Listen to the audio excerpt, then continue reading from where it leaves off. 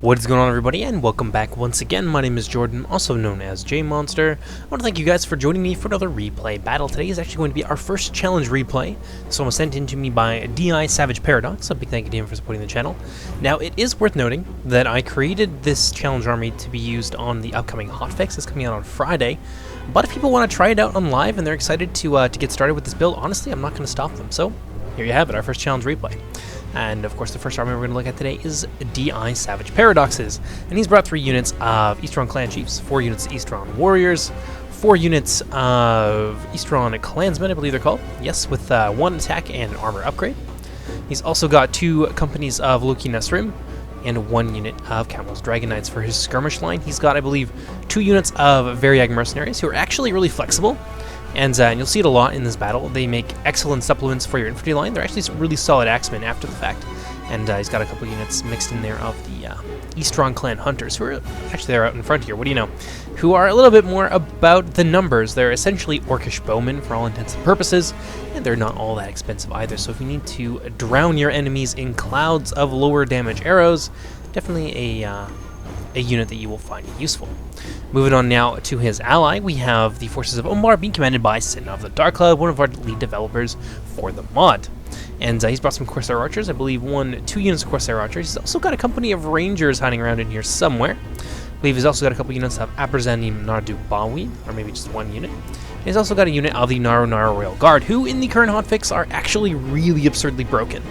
They've got 20 defense in their AP, so they are incredibly strong, and that is changing in the upcoming hotfix. They are going to be much more reasonable, and they're of course losing the AP, since AP only belongs to very specific sets of units and weapons. In any case, Sin of the Dark Cloud has also brought some Metal Gear Footmen, which he is mixing in with his Corsair Pikemen, very cheap, cost-effective pike unit that has a decent amount of numbers in order to create his front line. And he's got some nice elite picks here that are a little bit far removed from the rest of the battle line. Not sure why that is, but he's got some Casimir's Legion and a unit of the Naru Royal Sentinels, or maybe they're just Sentinels. And they're pretty damn cool. They have a custom helmet, which I believe is unique only to this unit. They got that little red horsehair crest over the top of their helmet, which looks super cool. In terms of cavalry, he's brought kind of the minimum, it would appear. 1 unit of Warlords of Umbar and 1 unit of Numenorian Lancers, which is, I think, just about does it for Sin of the Dark Cloud's army. So let's go ahead and let's see what the other side has brought to the battle today. Opposite the forces of Umbar, we have the Realm of Mordor being commanded by Solomon. And he's brought some Orc Fodder, a good unit to bring. Actually, the first, I believe, 2 units are free. So if you are having trouble padding out your numbers as Mordor and you need some cheap spear units, well, the Orc Fodder, there's really no reason not to take them. He's also got some Minas Morgul Chosen, which is I don't think they inspire anymore. I could be wrong about that. Previously they used to inspire. I think they're now a little bit cheaper though in exchange for not having that trait. And they're really decent heavy spearmen, actually a solid holding force. He's also brought some Temple Inquisitors, and this is their armor upgrade, which you guys I don't think I've ever been able to see. Now, previously the Castellans of Dol Guldur were kind of just wraiths, and they didn't actually have anything there, but if you look quite closely, you can actually see that there's some Numenorians hiding inside of those helmets, so it's a really cool upgrade for those temple units to have. Also got a unit over here of the Melkor's Chosen, who have an extremely unique model, which I happen to love. I love the horns. I mean, you're seeing them a lot more on some of the evil Numenorian factions, like Umbar, for example. Their Harbingers of Castamere now have horns, and then you've got them on the Melkor's Chosen as well. I think it's a really unique look that you don't really see too often in 3rd Age mods. Because horns can be over the top, but for these units, I think they happen to suit them quite nicely. Mordor has also brought a Troll Catapult, just 1 unit. And some Temple Executioners as well, who have the upgrade. Now, I have had the question posed to me in the past, do the Temple Guard, the AP Archers, have that model? And as far as I know, they do not. And you can see them right here. I don't know if their armor is upgraded or not, or if it even can be upgraded. But I'm like 90% certain that they do not share that same model with the Temple Executioners and the Temple Inquisitors. Solomon also brings some Javelins here, which is a unit you're going to see a lot in a Mordor army because they are just so cheap. They're 350, 120 men in the unit. They are Javelin Spear hybrids, so they can take care of themselves reasonably well. They are quite low morale, so they can be routed by repeated cavalry charges, but of course, being such a cheap unit, they'll definitely give much better than they get in that kind of situation. Solomon has also brought a ton of Mordor halberds to form his main line. No shielded infantry, though, which is a little bit strange. Another unit of Minas Morgul Chosen over on the other side. And out in front we got some Orc Archers for days all along his main line. Really just gone for a numbers approach here. This is an interesting Mordor army. No trolls, a lot of Numenorians, and a lot of spearmen, and yeah, it's a little bit strange. But yeah, really a ton of Numenorians in this army. It's got at least 4 units, I believe, of the Numenorians, and I think it's got Numenorean Lancers as well. I don't know if I mentioned them, so yeah, there you go, the Numenorean Lancers. Now let's move on to Mordor's ally. This is the one that's going to be taking on our challenge army today. We have the forces of Dale being commanded by Ding the King, and he's brought some Bardian marksmen here who do not have their armor upgrade, but they still look really cool nonetheless with those like Conquistador helmets. Can't remember exactly what the name of that particular variant of helmet is, but a lot of Lake Town units in this army, which is an interesting gambit. I think that the Dale player has really gone heavy on his numbers for his infantry, which is a good pairing, I think, for an army like the Easterling Clansmen, because both of them are going to be going at it with kind of some lower tier infantry, but I think that the Dale player has some more elite tiers as well. Lake Town infantry here forming his main line, another unit of Lake Town bowmen. Got some more Bardian marksmen out on the left wing rather. In behind them, got some Dalian spearmen, and Dale's actually getting some interesting buffs for the upcoming hotfix. I can't remember them all in detail, but Dalian spears will be getting a little bit better, and I think they'll be getting slightly more expensive as a result. Bardian herd here as well. Really strong unit. A couple units of them to back up the Lake Town infantry, which is a great unit to mix in there. Got some more AP in the form of Greenwood Lumbermen. One unit here, one on the other wing. We got some Swordmasters of Karnan, I believe 2 units of Swordmasters of Karnan, and the Swordmasters. I want to talk about them for just a moment, if you'll permit me a small digression. The Swordmaster units across all the human factions are all getting cheaper. They're all going down to about 800, and their stats are getting slightly buffed, I think, except for the Umbar Swordsmen, who already have really good stats.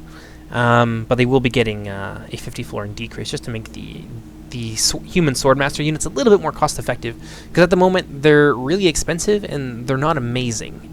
They're not going to be necessarily like the greatest things in sliced bread, but they're definitely going to have much more of a role in human armies in the upcoming hotfix, which is a great news for human factions all around. And then finally, we have some Earls of Esgaroth, and I think this might be a general unit. I could be wrong. No, indeed it is. That's where the Dale General's going to be hanging out. It's going to be over here with some Earls of Esgaroth. So let's move on to their cavalry, which is comparatively small because they have brought a lot of infantry. Actually, really a lot of infantry as Dale, which is surprising. Not necessarily a bad thing, but surprising, because you usually see them kind of go a little bit more with the melee cavalry, mix them in with the Dalian cav, and then have a lot more bowmen rather than just 4. But yeah, still, not a bad army. A couple units here of the Dalian cavalry, and that's going to do it for the Dale army, so let's go ahead and get into the replay. The battle is going to begin with Dale being the one to make the first move. You can see one company of Lake Town bowmen moving forward to engage the entire runic skirmish line, basically solo. These heroes have some very large brass balls, but not a whole lot of sense, because now the entire runic archer line is going to be able to barrel down on them all at the same time and focus this unit into oblivion, although it may be part of a Dalish strategy, or maybe the Dalish player is just taking advantage of this fact that all the attention is now on this one unit of Lake Town bowmen, so they're going to be able to move in with the rest of their archers and get themselves nice and set up. Although whether or not this is actually a net gain versus just moving forward together with all of your archers simultaneously, it kind of remains to be seen. Those Lake Town bowmen are really taking a bit of a beating there. Now, over on the Dalish left wing, you can see a couple companies of Dalian cavalry moving forward, looking to threaten the runic right. And Rune is going to be more than prepared for this, and this is really where the Easterling clan chiefs are going to shine. Not only are they anti-cavalry, but they heavily outnumber the Dalian cavalry. Looks like the Dalian cavalry wanted to threaten some of the Variag mercenaries here, and the Easterling clan chiefs were quick to respond to that, moving forward and making those Dalian cavalry kind of rethink that charge a little bit. But now the Dalish marksmen are going to, not the Dalish marksmen, the Dalish Lake Town bowmen are going to be able to be brought to bear against the Easterling clan chiefs. You can see a few of them getting peppered down there. A bit of a charge going down between these two cavalry units. Now with the strong charge of the Dalian cavalry, they're going to do a lot of damage to the Easterling clan chiefs right off the bat. But as that battle goes on, the clan chiefs are undoubtedly going to be able to pull it back. Unless, of course, the second company of Dalish cavalry comes charging in to their rescue, nearly routing that unit there of Easterling clan war chiefs. They are going to be able to pull out, and the morale is going to stabilize. That unit is going to avoid being shattered. Another company of clan war chiefs coming in and basically pinning down the Dalish cavalry. And now that other unit, very depleted, but is going to be reinforced by a third unit of Easterling clan chiefs, going to turn around and charge with those reinforcements home into the Dalish cavalry. And now Dale's going to be in a lot of trouble. You can see that third unit of Easterling clan chiefs thinking about maybe going for a charge of opportunity here against the Greenwood Lumbermen. and that would be devastating, honestly, but it seems like instead they're going to go for an encirclement against the Daelian cavalry, which is a smart plan indeed. Daelian cavalry going to try and pull out of there, but unfortunately they are going to be caught by the Easterling clan chiefs as they try to disengage, and now the Daelishmen are surrounded on all sides by spear-wielding maniacs from the far east, and the Dalish cavalry is going to take a lot of damage in this exchange. Now, there is some infantry that's nearby that will be able to assist, and if these Greenwood lumbermen connect with the Easterling clan chiefs, well, they are going to destroy them. The Easterling clan chiefs are quite fragile, but they're very much a glass cannon against other cavalry units. So the Easterling clan chiefs going to disengage, not really liking that engagement, and it's honestly hard to blame them. The Daelian cavalry, however, is going to pursue. Now, they were given a bit of a stay of execution here by the arrival of these Greenwood lumbermen, but pursuing the Easterling clan chiefs is again going to see them encircled, and the runic cavalry is going to close in for the kill here on all sides, and the Dalish cavalrymen, I think this is going to be the end of them right here. We'll getting charged in the rear by the spear cavalry. Very nasty. You can see the Dalesmen falling left and right. And now these Easterling cavalry have effectively done their job and managed to remain reasonably healthy in the doing of. 36 clan chiefs here, 42, and then 18 in the other unit. This is a lot of extra lancer power, and now the Dalesmen are completely at the mercy of the runic cavalry corps. There is nothing left here that is quick enough to be able to catch a lot of these units before they can get their charges off. And I think that Rune is now going to be able to run some circles around Dale once that infantry fight begins. Now, of course, we are still in a bit of a skirmish phase here, and some of these poor Variag mercenaries have been left out in the open, and the Greenwood lumbermen are going to turn their attention towards them. But it looks like DI Savage Paradox is going to be able to disengage there and spare some of his bow companies a little bit of damage, which is a good thing, because the Dalish skirmishers are still very much intact at this point, and they still have the Bardian marksmen to come, who are very tanky indeed in a skirmish fight with their heavy armor and their shields. So a skirmish fight is not one that I think that they're going to be able to win. And if they were to lose the Variag mercenaries, who are one of the more tanky units for Rune in terms of their archers, well, they would be at the mercy of the Dalish bowmen, which could really narrow that gap in terms of the cavalry, especially against some of the Eastern clansmen who are very fragile. But let's pop on over instead of the Dark Cloud side of things, just take a look at what's going on. Doesn't look like a whole lot has happened so far, although we do see a couple of the companies of Mordor cavalry moving forward. It looks like the Numenorian Lancers, who are damn sexy. Look at these guys. Look like ninjas in plate armor. It's beautiful. And the company of Temple Inquisitors, heavily armored, going to be able to stand up to just about anything that the Umbar skirmishers can throw at them, barreling down towards some of these lighter, more vulnerable troops like the Abrazanim Nardu Bawib, or indeed the Corsair archers, which is going to be a good thing. I think Mordor is going to really want to focus on neutralizing some of the Umbar skirmish power here, because Sin has really gone hard into his skirmishers. Oh, yeah, there's the Caspian's Rangers over there. But Sin has really gone hard into his skirmishers, and that's left not a lot of killing power for his cavalry or for his infantry line. So, if those cavalry can be crossbows... Oh, there's crossbows here, too. Oh, my goodness. If these skirmishers can be destroyed quickly and efficiently, then Mordor is going to have a pretty strong advantage. Although, ooh, a nasty volley going off there by the Corsair crossbows, reaping a terrible toll from the Temple Inquisitors. Half the unit dead already. This unsupported charge here with spearmen in the mix as well was not a good idea. I see what he was going for. He thought maybe the archers would be vulnerable enough to his cavalry charge, but I think Solomon really just threw away a lot of really valuable assets there, and that's a little bit unfortunate to see. But let's jump on over to the Runic and Dale side of things. Rune is now activating their heavy cavalry corps. And there's not really a whole lot left to oppose them. There is this unit of Melkor's Chosen over here, but they are going to actually pull out of there, and I don't blame them. There's some Campbell's Dragon Knights nearby, and with a little bit of support from the Loki and Asrim, the Melkor's Chosen would swiftly find themselves overrun. But they're going to retreat towards Dale, so it looks like the Mordor player is going to try and lend a little bit of aid here to his ally, who has now lost all of his cavalry. But let's move a little bit farther onto the other wing. It looks like the Greenwood Lumbermen have actually been pulled back at this point, but I think we're going to see an infantry fight between these two factions really, really soon. And I would give that to Dale, honestly. If it comes down to a straight infantry fight, Rune, with this composition, will lose handily. Dale's got the numbers, and they've got some really nice quality mixed in here in the form of the Sword Masters of Karnan and the Dalish Earls, two companies of them, in fact, and the Barding Herd as well. So this is not an infantry fight that Rune can win through brute force alone. They are really going to have to engage their cavalry, which is a big part of this challenge army. Meanwhile, the skirmish fight rages on between Dale and Rune. the Bardian marksmen trading blows here with the Variag mercenaries, who are a cost-effective answer to some of the tankier Dalish archers. These guys can waste a lot of ammo. They have 5 armor, or not armor value, they have, I think, 3 or 4 armor value, but they've also got 5 shield, which is, I think, some of the highest shield value for any archer in the game. So these guys are extremely tanky, and like I said in the introduction, they are also decent little axemen after the fact. So yeah, very nice, versatile. I would almost call them a hybrid infantry / bow unit because of how good their stats are.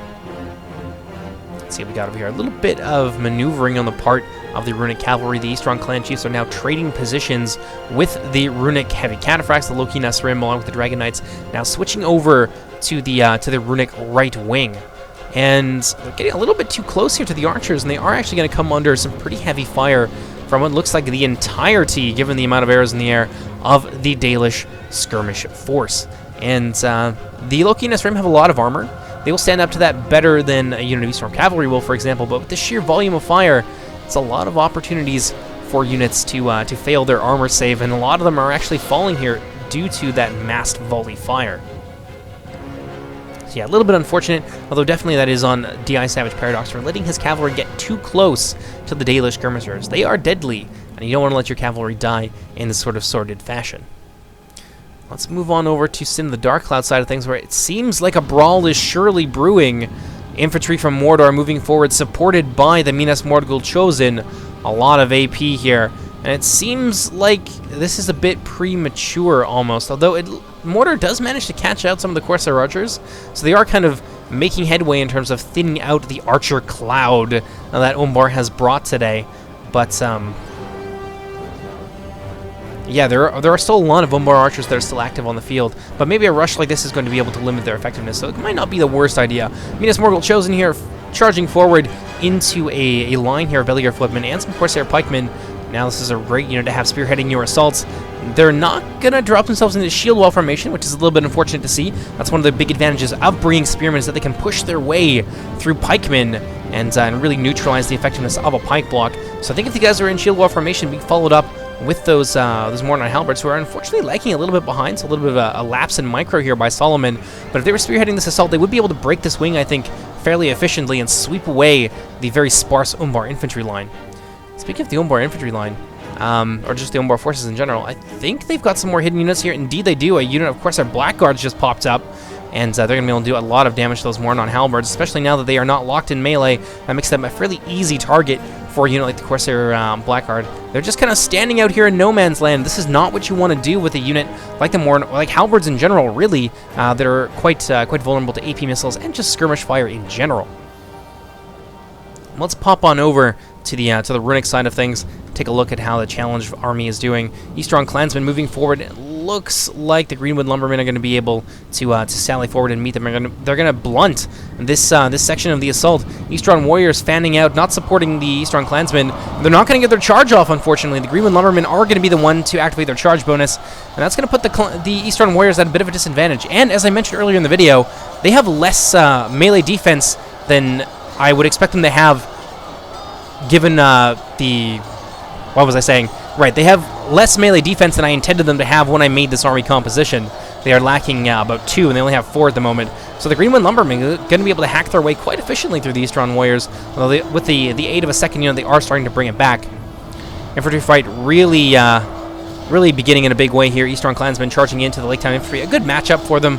The clansmen will be able to do a lot of damage to the Lake Town infantry, and supported by the Scion Rim, both with the extra damage that these heavy spearmen bring to bear and their Inspire ability, the clansmen are going to be able to fight for a very long time, and that's going to solidify the runic center for the time being.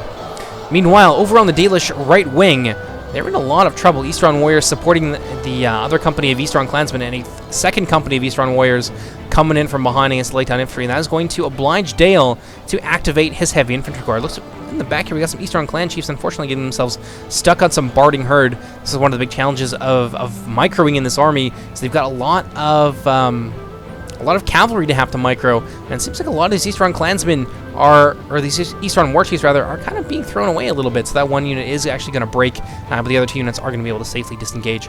And meanwhile, on the other wing, the runic cavalry bearing down on what appears to be the Dalish general unit, going for an assassination attempt. Let's see if they're successful.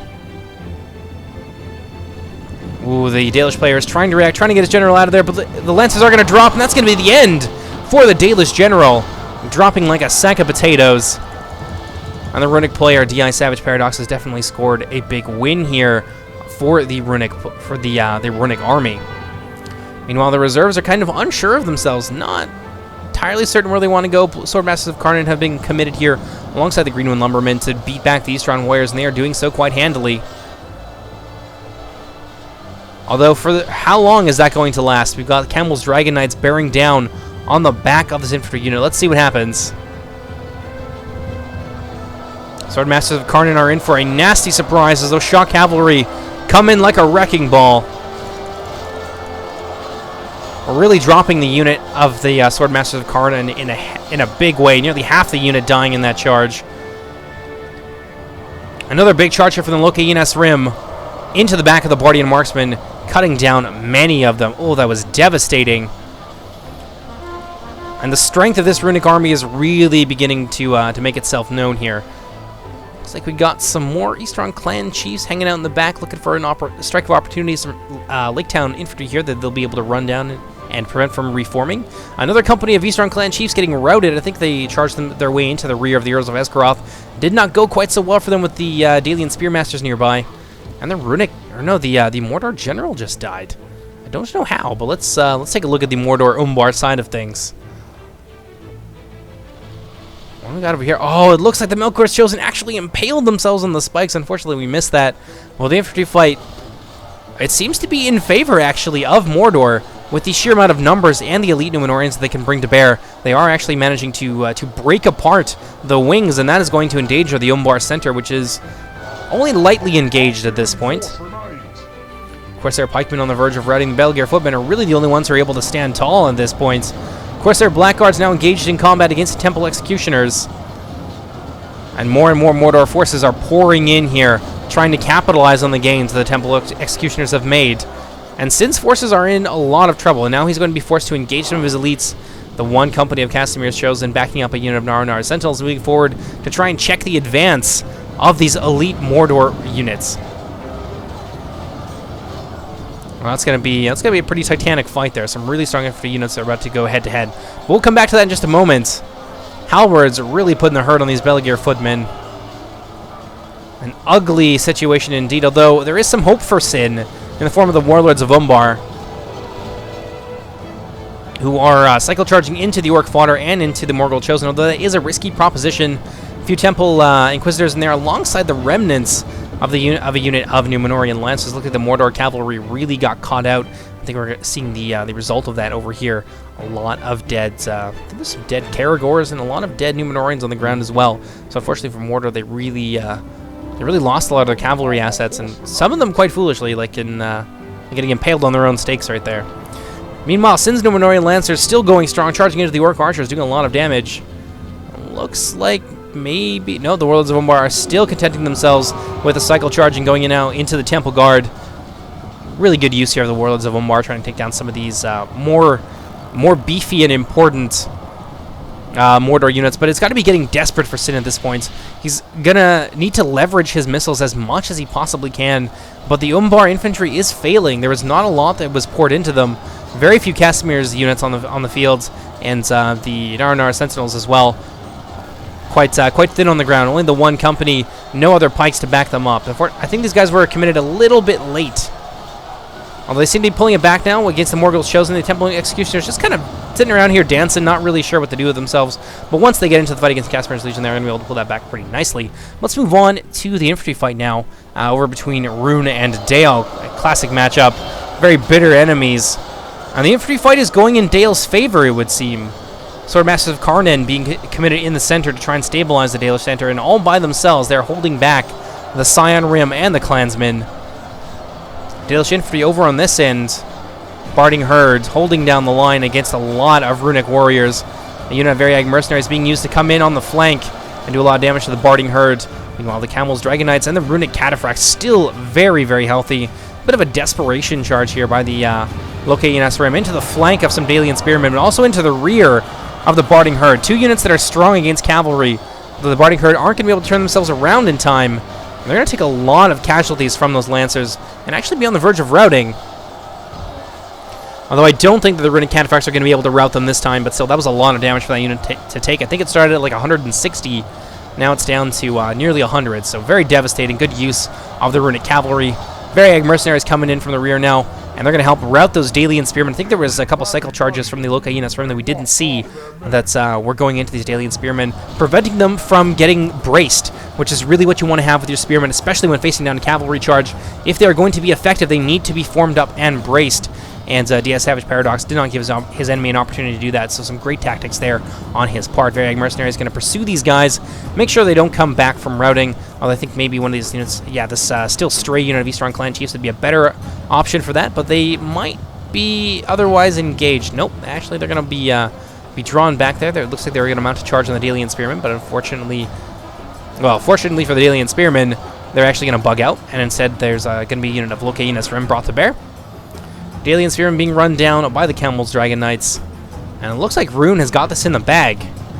Ooh, these Dalian Spearmen, again, not braced, but turning around and trying to countercharge, get a little bit of damage in to the Locaenas Rim. But because they are not braced and, you know, kind of a loose formation, they are going to take a fair amount of damage there.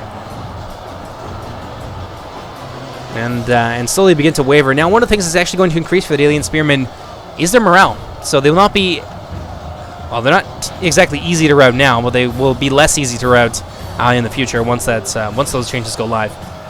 The Runic Cavalry getting a decent charge there, but really paying for it. A lot of dead Cataphracts on the ground there. The Dalian Spearmen held their ground very nicely, and Rune definitely paid for it. And now the cycle charge is on the middle by the Camel's Dragon Knights into the rear of the Swordmasters of Karn. And man, they are thirsty for the blood of these Swordmasters. They flattened one unit, and now they're flattening the Dalian Center. Again, really nice cavalry usage here by DS Savage Paradox. Another charge into the Barding Herd, though they are going to turn around. And with that AP and anti-cavalry bonus, they're going to do a lot of damage to the Locaenas Rim. But let's pop on over to the Mordor side of things, where it seems like Sin has started to pull it back. I think a lot of that is thanks to his archer units. Although, in the center, he is in danger of being overwhelmed. There are still some elite units in there. I think the Temple Guard, yes, still with 40 men in the unit. That is no joke. And the Temple Guards, along with the Temple Executioners, will be able to do a lot of damage to some of the more elite units, like the Narnar Royal Guard, the Casimir's Legion, and the Narnar Sentinels. Although the Executioners have been quite heavily reduced, and I think that has to do with the Warlords of Omar. We can see one of them dead there, probably getting some nice cycle charges into the rear of this elite Mordor unit. And now the Casimir's Legion are going to be able to pull it back, and it seems like that defeat is certain for the Mordor player here as well. So I think we have a very clear idea about who is going to be victorious in this particular battle. Abrazani Mardu Bombweed from Sin of the Dark Cloud moving forward, consolidating some gains. Sin of the Dark Cloud's cavalry, that Sin of the Dark Cloud's cavalry has made. We've got these Orc Archers here on the run, and they're going to be supporting them with that missile fire. And it seems like a lot of Mordor units here now fleeing for the hills. Temple Executioners almost destroyed. Mordor Halberds in the center breaking. And it seems like Mordor's fate is definitely sealed at this point. So let's pop on over to the Runic side of things and see how they're doing against Dale. And it seems like the infantry fight for Dale has been lost. The Runic Cavalry has just taken such a toll. Oh yeah, we got an admit defeat there, and I think it's from Dale. No, it's actually from Mordor, because Dale is still fighting. But yeah, as I was saying, the Runic Cavalry really brought this back. This was an infantry fight that Rune did not have an opportunity to win because of the way that this army was built.